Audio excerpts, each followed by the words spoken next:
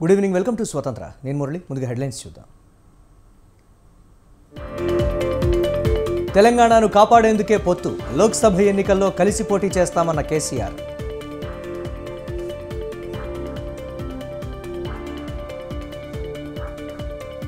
కాంగ్రెస్ గ్యారంటీలు పేపర్కే పరిమితమయ్యాయి, 6 గ్యారంటీలు ఎలా అమలు చేస్తారన్న కిషన్ రెడ్డి.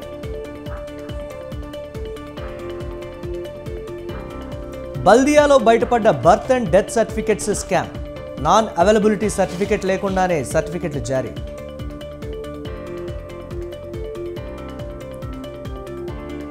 నగరి వైసీపీలో అంతర్గత పోరు, రోజా తీరుపై అసంతృప్తితో రగిలిపోతున్న నేతలు.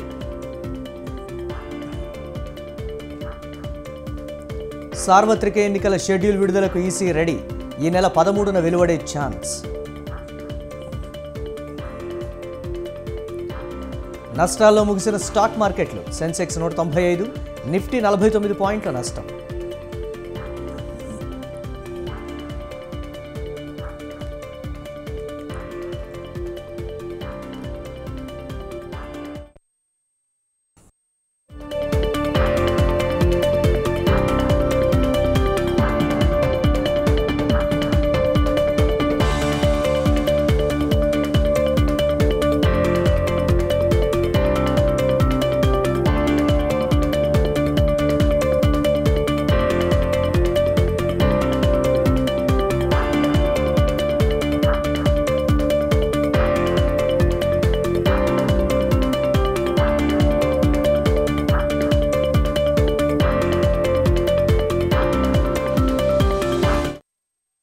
లోక్సభ ఎన్నికల వేళ తెలంగాణలో కొత్త పొత్తు పొడిచింది. బీఆర్ఎస్ బీఎస్పీ మధ్య పొత్తు ఖరారైంది.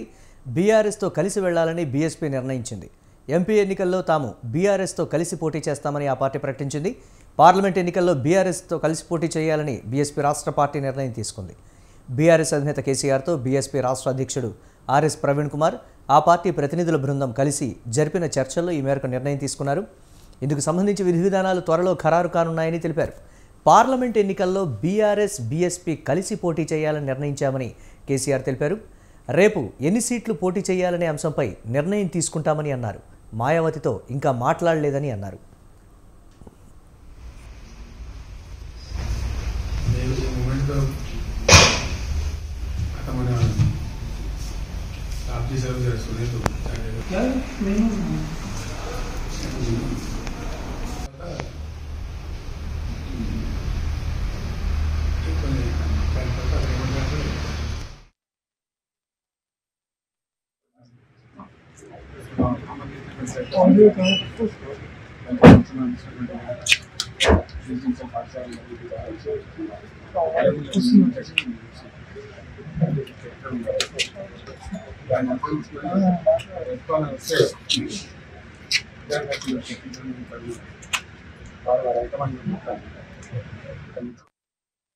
కాంగ్రెస్ బీజేపీ రెండింటినీ దేశంలో కట్టడి చేయాల్సిన అవసరం ఉందన్నారు బీఎస్పీ రాష్ట్ర అధ్యక్షుడు ఆర్ఎస్ ప్రవీణ్ కుమార్. తన స్నేహం తెలంగాణను పూర్తిగా మారుస్తుందని అన్నారు. 4 నెలలు కాకముందే కాంగ్రెస్ ప్రభుత్వంపై వ్యతిరేకత వచ్చిందన్నారు. సెక్యులర్ భావజాలం ఉన్న బీఆర్ఎస్ పార్టీతో కలిసి పనిచేయాలని అనుకుంటున్నట్లు తెలిపారు ఆయన.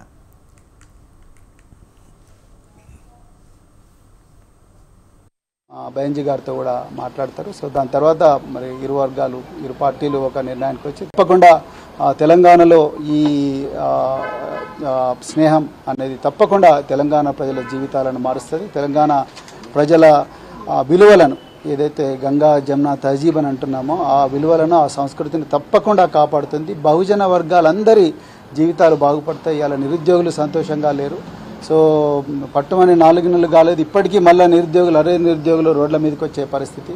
అదేవిధంగా పెద్ద ఎత్తున ఈ లౌకికత్వానికి తూట్లు పొడిచే సంస్కృతి అనేది మరి తెలంగాణలో వస్తూ ఉన్నది. అందుకొరకే ఈ స్నేహం అనేది, ఈ ఐకమత్యం అనేది రాబోయే రోజుల్లో తెలంగాణ సమాజాన్ని చాలా గొప్పగా మార్చబోతున్నది. సో చాలా చాలా ఆనందంగా ఉంది అలా మరి ఈ విషయం మీతో మాట్లాడుతున్నందుకు. తప్పకుండా తెలంగాణ ప్రజలు దీన్ని ఆస్వాదిస్తారు, ఆశీర్వదిస్తారని చెప్పేసి నేను కోరుకుంటున్నాను. కేసీఆర్ గారు మరి ఈ సమయం మాకు ఇచ్చినందుకు మరొకసారి ధన్యవాదాలు.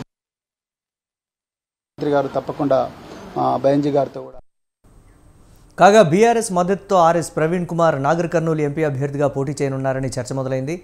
ఇవాళ మహబూబ్ నగర్, నాగర్ కర్నూలు పార్లమెంట్ స్థానాల అభ్యర్థులపై కేసీఆర్ ఆ పార్టీ నేతలతో చర్చలు జరిపారు. అదే సమయంలో ఆర్ఎస్ ప్రవీణ్ కుమార్ కేసీఆర్తో భేటీ కావడం అత్యంత ప్రాధాన్యత సంతరించుకుంది. ఈ రెండు పార్టీలు కూడా భావ సారూప్యతతో ముందుకు వెళ్లే అవకాశం స్పష్టంగా కనిపిస్తోంది. గత అసెంబ్లీ ఎన్నికల్లో పోటీ చేసిన ఆర్ఎస్ ప్రవీణ్ కుమార్ గెలవలేకపోయారు. నాగర్ కర్నూలు పార్లమెంటు నియోజకవర్గం పరిధిలోని ఆలంపూర్ నియోజకవర్గం ప్రవీణ్ కుమార్ సొంత నియోజకవర్గం కూడా.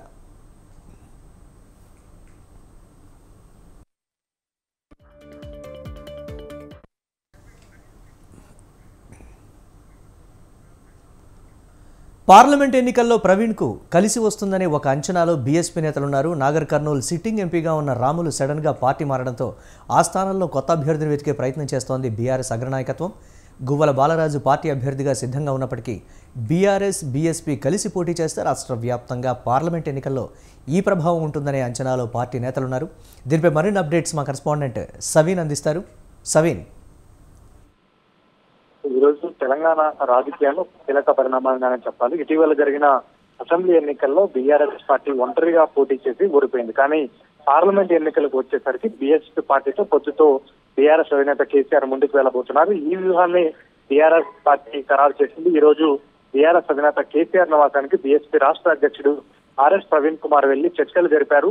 వచ్చే లోక్సభ ఎన్నికల్లో ఇరు పార్టీలు కలిసి పోటీ చేస్తాయంటూ కూడా అధికారికంగా ప్రకటన చేశారు. ఇప్పటికే బీఎస్పీ పార్టీ జాతీయ పార్టీగా ఉన్న నేపథ్యంలోనే బీఆర్ఎస్ అధినేత కేసీఆర్ మరోసారి బీఎస్పీ అధినేత్రి జాతీయ అధ్యక్షురాలుగా ఉన్నటువంటి మాయావతితో చర్చలు జరుపుతారని సైతం ప్రకటన విడుదల చేశారు.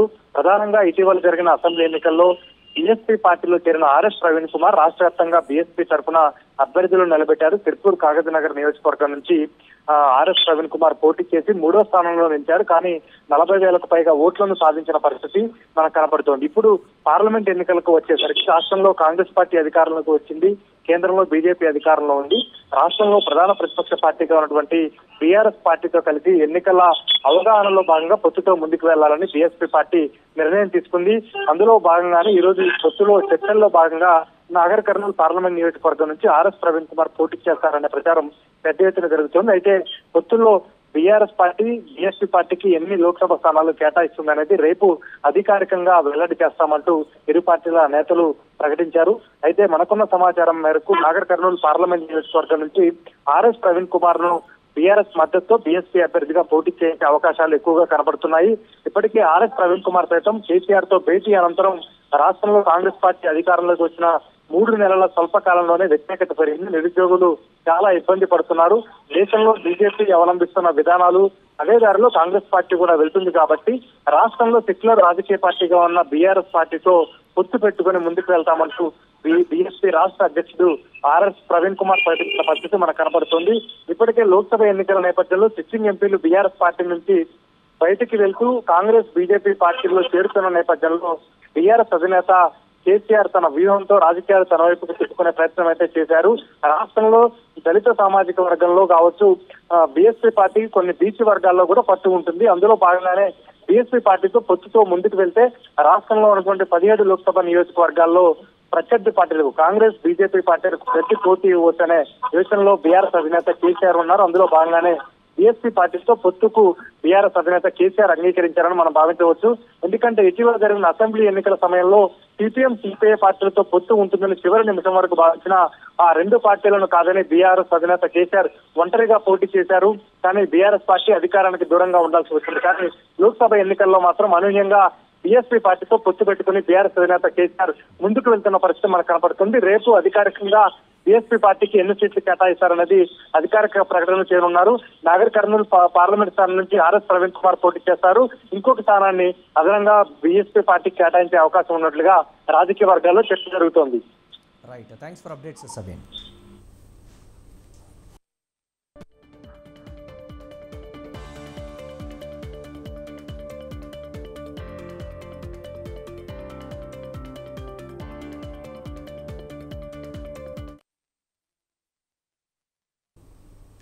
గ్యారంటీల అమలు ఎప్పుడు ఎలా చేస్తారనే క్లారిటీ కాంగ్రెస్ ఇవ్వలేకపోయిందని కేంద్ర మంత్రి కిషన్ రెడ్డి అన్నారు.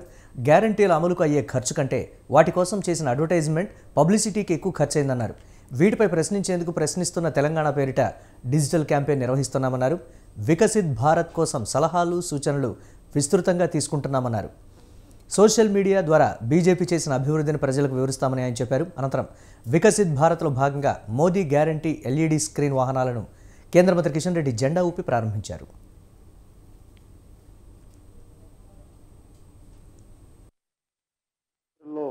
జరగనున్నటువంటి పార్లమెంట్ ఎన్నికలకు సంబంధించి పార్టీని అన్ని రకాలుగా సిద్ధం చేస్తా ఉన్నాం. ఈరోజు నిన్న ప్రధానమంత్రి గారి యొక్క ర్యాలీస్ విజయవంతమైనాయి.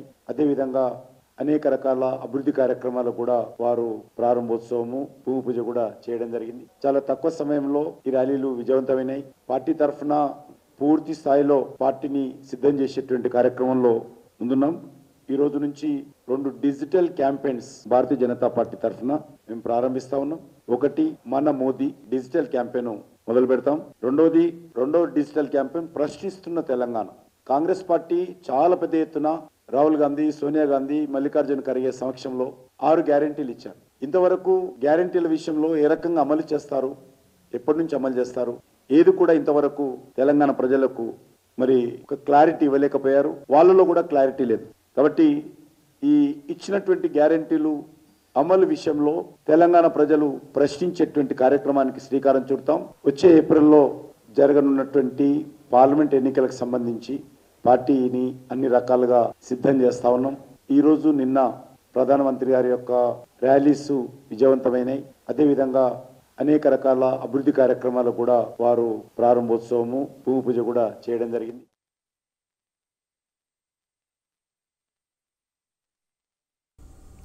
స్పైడర్ సినిమాలోని భైరవ్ పాత్రధారికి మరో రూపమే సీఎం జగన్ అని మాజీ మంత్రి దేవినేని ఉమా ఆరోపించారు. టీడీపీ నేతలను భయభ్రాంతులకు గురిచేసి ఎన్నికల్లో పోటీ చేయకుండా అడ్డుకోవడానికి జగన్ ప్రయత్నిస్తున్నారని మండిపడ్డారు. వివేక హత్యపై చర్చకు సిద్ధమా అంటూ దేవినేని ఉమా జగన్కు సవాల్ విసిరారు. వివేకానందరెడ్డిని దారుణంగా హత్య చేశారని, దాన్ని గుండెపోటుగా మభ్యపెట్టాలని ప్రయత్నించినట్లు ఆయన చెప్పారు.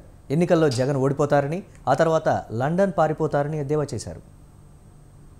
డబ్బుతో కట్టిన ఋషికొండ బోడిగుండు చేశావు.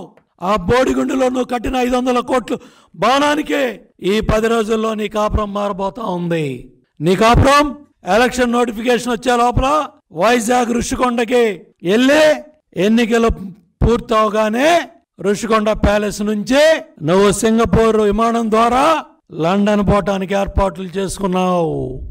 పోటీ చేసే అభ్యర్థులకు మళ్ళీ చెప్తున్నా, మొన్న చెప్పా, నిన్న చెప్పా, నేడు చెప్తున్నా, జగన్ రెడ్డిని నమ్ముకొని ఎవరైతే తప్పుడు పనులు చేస్తా ఉన్న అధికారులారా, పోటీ చేసే అభ్యర్థులారా, జగన్ రెడ్డి లండన్ పారిపోవటానికి అన్ని ఏర్పాట్లు పూర్తి చేసుకున్నాడు.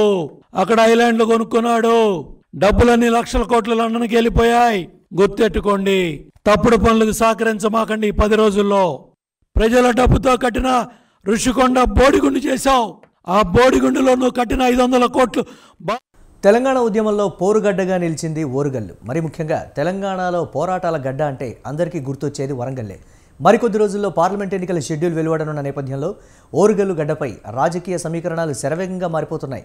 ప్రధాన రాజకీయ పార్టీల నుంచి లోక్సభ ఎన్నికల బరిలో దిగాలనే ఆలోచనలో ఉన్న నేతలు ఏ పార్టీలోకి వెళ్లాలన్న దానిపై తర్జన భర్జనలు పడుతున్నారు. దీంతో రాజకీయ వలసలు ఊపందుకున్నాయి.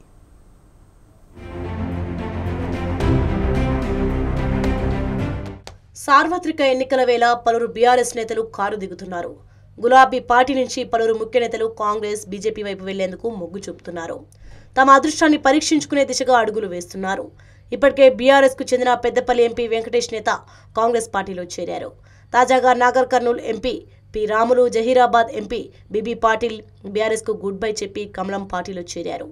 ముందుగానే కుదిరిన ఒప్పందం మేరకు నాగర్ కర్నూల్ ఎంపీ రాములు కొడుకు భరత్కు నాగర్ కర్నూల్, అలాగే జహీరాబాద్ నుంచి బీబీ పాటిల్ను బీజేపీ తమ పార్టీ అభ్యర్థులుగా ప్రకటించింది.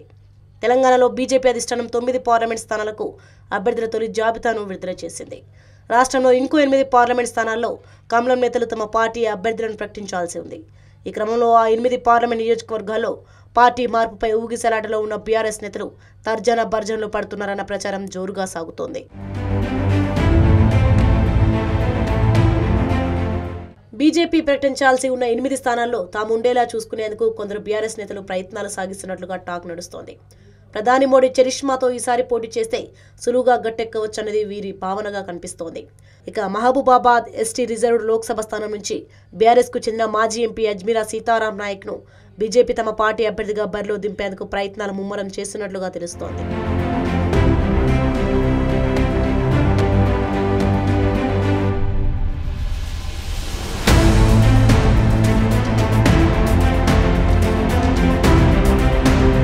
ఇక వరంగల్ ఎస్సీ రిజర్వ్డ్ లోక్సభ స్థానం నుంచి బలమైన అభ్యర్థిని తమ పార్టీ నుంచి ఎన్నికల బరిలో దింపాలనే యోచనలో ఉంది బీజేపీ నాయకత్వం. దీంతో బీఆర్ఎస్ వరంగల్ జిల్లా అధ్యక్షుడు మాజీ ఎమ్మెల్యే ఆరూరి రమేష్ కాషాయ పార్టీ నేతలతో టచ్లోకి వెళ్లినట్లు సమాచారం. పార్టీ మార్పుపై కొద్ది రోజుల నుంచి ఆరూరి కమల్నాథుల నడుమ చర్చలు జరిగినట్లు సమాచారం. బీఆర్ఎస్లో రమేష్ కొంత అసంతృప్తితో ఉన్నారనే వార్తల నేపథ్యంలో ఆయన కారు దిగి కమలం పార్టీలో చేయడానికే మొగ్గు చూపుతున్నట్లుగా తెలుస్తోంది. తాజాగా ఎమ్మెల్సీ బసవరాజ్ సారయ్య ఆరూరి రమేష్ను కలిసి బీఆర్ఎస్లోనే కొనసాగాలని కోరినట్లు తెలుస్తోంది.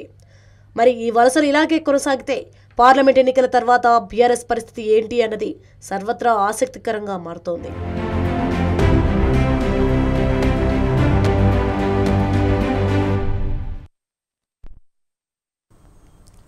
హైదరాబాద్ జీహెచ్ఎంసీ కౌన్సిల్ సమావేశంలో కార్పొరేటర్లు చేసిన తీర్మానాలకు తూట్లెందుకు? నిండు సభలో సభ్యులు లేవనెత్తిన ఆరోపణలపై విచారణ ఎందుకు ఆలస్యం? 2 వారాలు పూర్తి అవుతున్నా ఇప్పటికీ హౌస్ కమిటీలు ఎందుకు ఏర్పాటు చేయడం లేదు? విచారణను అడ్డుకుంటుంది ఎవరు? దీని వెనుక అసలు కారకులెవరు? Watch this story.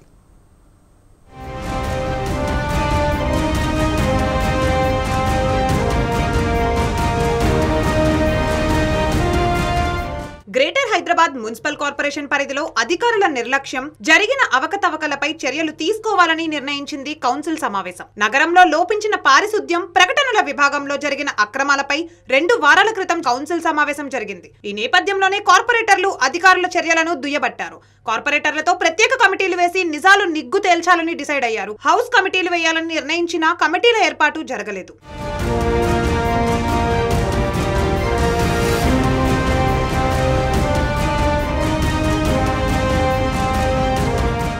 Greater Hyderabad పరిధిలో 625 చదరపు కిలోమీటర్ల వైశాల్యంలో శానిటేషన్ పరిరక్షణ పనులు చేపడుతోంది జీహెచ్ఎంసీ. 20,000 మంది కార్మికులు, వందలాది మంది ఉద్యోగులు పారిశుద్ధ్యం కోసం పనిచేస్తున్నారు. మొత్తంగా దాదాపు 900 కోట్ల రూపాయలు ఒక ఏడాదికి ఖర్చు అవుతోంది.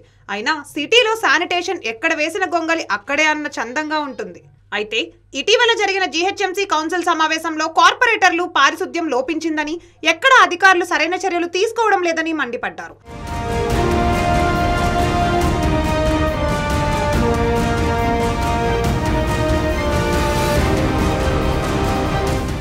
ఇక అన్ని పార్టీల కార్పొరేటర్లు సంబంధిత డిపార్ట్మెంట్లో ఏం జరుగుతోంది, అధికారుల చర్యలు ఎలా ఉన్నాయి, ఎంత ఖర్చు అవుతుంది అన్ని అంశాలపై లెక్కలు తేల్చాలని డిసైడ్ చేశారు. అంతేకాకుండా అందుకోసం ప్రత్యేక కమిటీ వేయాలన్నారు. ముఖ్యంగా అదనపు కమిషనర్, కొద్దిమంది మెడికల్ అధికారులు, ట్రాన్స్పోర్ట్ అధికారులు, స్వైపింగ్ మిషన్లు, రామ్కీ వ్యవహారంపై స్టడీ చేయాలని నిర్ణయించారు.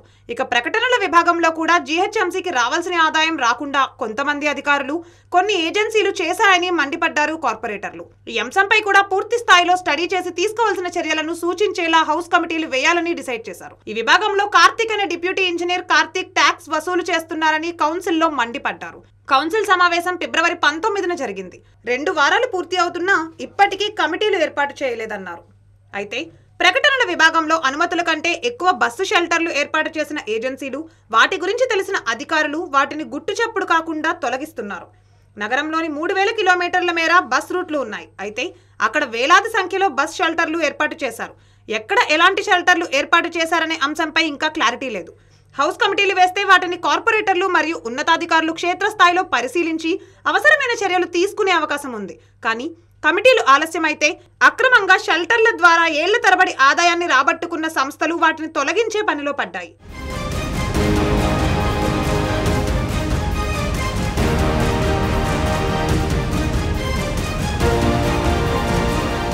ఇక సిటీలో శానిటేషన్ ప్రకటనల విభాగంలో జరిగిన అక్రమాలపై చర్యలు తీసుకునేలా హౌస్ కమిటీ ఏర్పాటు అటకెక్కింది. ఇప్పటికైనా మేయర్ ఈ అంశంలో ఫోకస్ చేయాలని కోరుతున్నారు కార్పొరేటర్లు.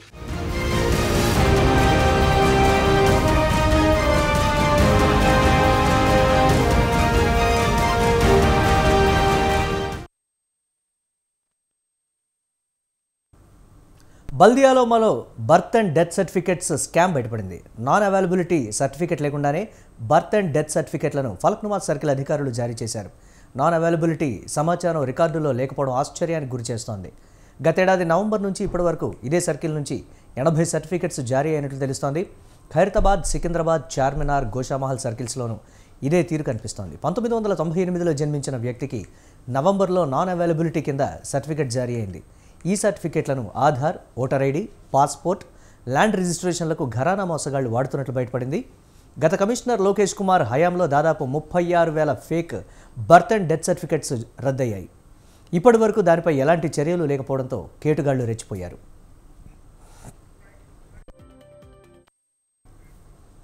ఉన్నతాధికారుల అండదండలతోనే ఈ దందా నడుస్తున్నట్టు తెలుస్తోంది. సమస్యను బట్టి డబ్బు వసూలు చేయడం జరుగుతోంది. ఒక్కో సర్కిల్ నుండి 3 లక్షలు, ఆదాయం ఎక్కువ ఉన్న సర్కిల్లో 5 లక్షలు నెలసరి ఆదాయం వసూళ్లు అవుతున్న పరిస్థితి. సర్కిల్లో ఏఎంఓహెచ్ లేని చోట డెప్యూటీ ఈఈలను అధికారులు నియమించారు. అయితే ఇలాంటి ప్లేస్లో ఏఎంసీ రిజిస్ట్రార్లు బర్త్ అండ్ డెత్ సర్టిఫికెట్స్ జారీ చేశారు. సీఎంఓహెచ్పై ఇప్పటికే తీవ్రమైన అవినీతి ఆరోపణలు వచ్చాయి. ఆమె దగ్గర పనిచేస్తున్న మహిళా ఉద్యోగులు సీఎంఓహెచ్ తమను వేధిస్తున్నారని మేయర్కు కంప్లైంట్ కూడా చేశారు. మొన్ననే నకిలీ ఫింగర్ ప్రింట్స్తో 84 లక్షల రూపాయలను కాజేసిన కేటుగాళ్లను టాస్క్ ఫోర్స్ పోలీసులు పట్టుకున్నారు.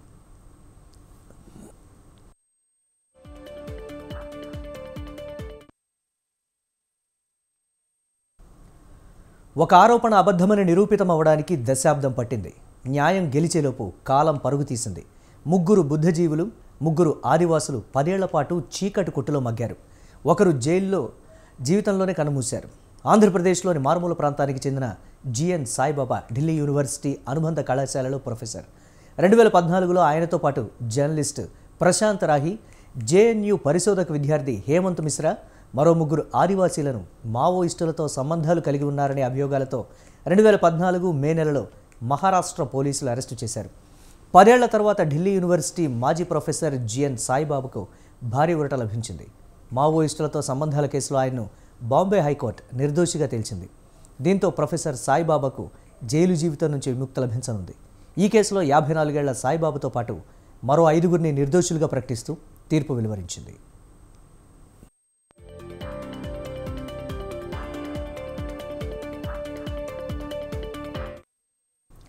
యూఏపీఏ చట్టం కింద సాయిబాబాపై అభియోగాలు మోపడంతో ఆయనకు గడ్చిరోలిలోని సెషన్స్ కోర్టు యావజ్జీవ ఖైదు విధించింది.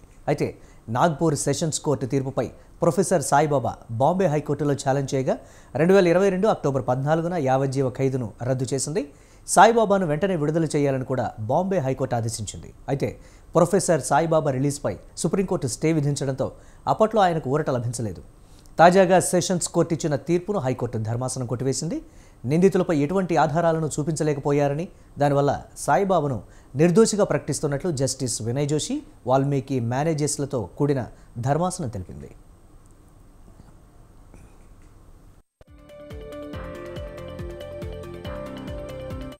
%99 వైకల్యంతో వీల్ చైర్కే పరిమితమైన 54 ఏళ్ల ప్రొఫెసర్ సాయిబాబా ప్రస్తుతం నాగపూర్ జైల్లోని అండా సెల్లో శిక్షణ అనుభవిస్తున్నారు. ఇదే కేసులో జైలు శిక్ష అనుభవిస్తున్న 5గురిలో ఒకరు జైల్లోనే మరణించారు. సాయిబాబా ఢిల్లీ విశ్వవిద్యాలయంలోని రామ్లాల్ ఆనంద్ కళాశాలలో ఇంగ్లీష్ ప్రొఫెసర్గా చాలా కాలం పనిచేశారు. మావోయిస్టులతో సంబంధాలున్నట్లు ఆరోపణలు ఎదుర్కొంటూ జైలు పాలు కావడంతో 2021 ఫిబ్రవరిలో అసిస్టెంట్ ప్రొఫెసర్ ఉద్యోగం నుంచి ఆయన తొలగించారు. సామాజిక కార్యకర్తగా గుర్తింపు పొందిన సాయిబాబా విడుదల కోసం దశాబ్ద కాలంగా ప్రపంచవ్యాప్తంగా అనేక ఉద్యమాలు జరిగాయి.